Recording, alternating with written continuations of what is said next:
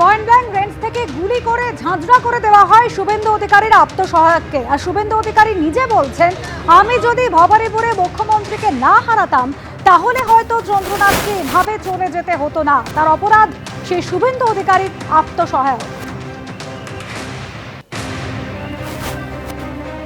বাড়ির লোক হয়তো ভাবতেই পারেন, যদি তিনি আমার সহায়ক না হতেন বা আমি ভবানীপুরে মুখ্যমন্ত্রীকে না হারাতাম তাহলে হয়তো এই তরুণ যুবকটিকে চলে যেতে হতো না। পশ্চিমবঙ্গ সরকারের নিয়ন্ত্রণাধীন বিধানসভার এক্সিকিউটিভ অ্যাসিস্ট্যান্ট হিসেবে কর্মরত ছিলেন। তার অপরাধ শুভেন্দু অধিকারীর আত্মসহায়ক। তাই এই রাষ্ট্রবাদী যুবককে অকালে তার প্রাণ কেড়ে নেওয়া হলো নৃশংসভাবে, পরিকল্পিতভাবে, ঠান্ডা মাথায় সুপারি কিলার দিয়ে।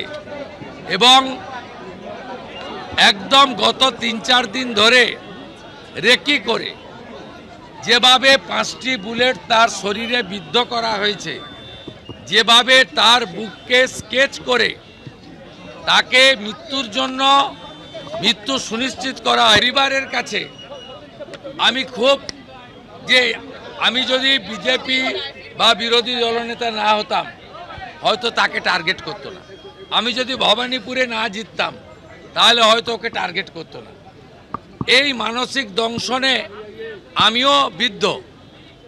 প্রত্যেকটা লোককে খুঁজে বের করে দ্রুত ফাঁসিতে ঝোলাক আইনের মধ্য দিয়ে, বিএনএসের মধ্য দিয়ে, এই প্রার্থনা আমি তদন্তকারী পুলিশ, সিআইডি, সিট, অন্য যারা সহযোগিতা করছেন তাদের প্রতি আমার আবেদন থাকে।